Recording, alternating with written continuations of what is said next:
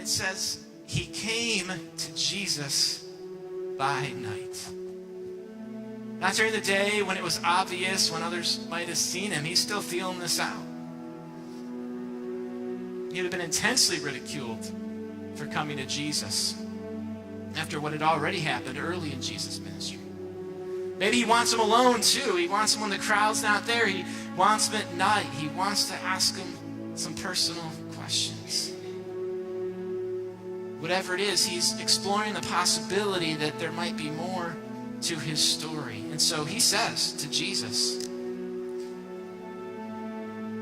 Rabbi, he said, we know you are a teacher who has come from God. That's quite an admission as well. For no one could do these signs unless God is with him. He'd seen the miracles. He refers to them as signs pointing to who Jesus is. He gets some things right.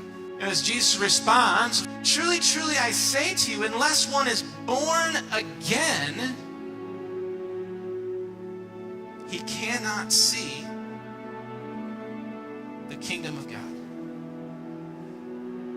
In other words, Nicodemus, I'm not here just to be a good teacher. I'm not just here to be a good miracle worker. I am here to change lives. I am here to give new life. John chapter 1 said, in him was life. He came to give life, abundant life.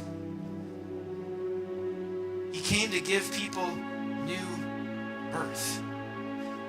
Really interesting. I don't know what kind of images come into your mind when you hear that phrase, born again. Typically, we think that a born-again Christian is a certain type of Christian. For me, when I first heard the word born again, it was in the context of some people with signs on street corners that were screaming at me about my sin and telling me I needed to be born again. I didn't care to be associated with that at the time.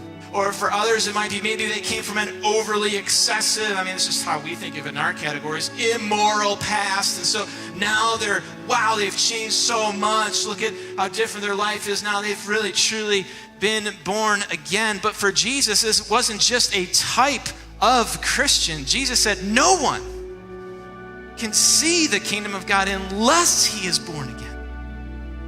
It was every Christian. There is not a Christian, a true believer in Jesus Christ who has not been born again. And if you haven't been born again, have a second spiritual life, you will not see the kingdom of God, says Jesus. We're not making this up.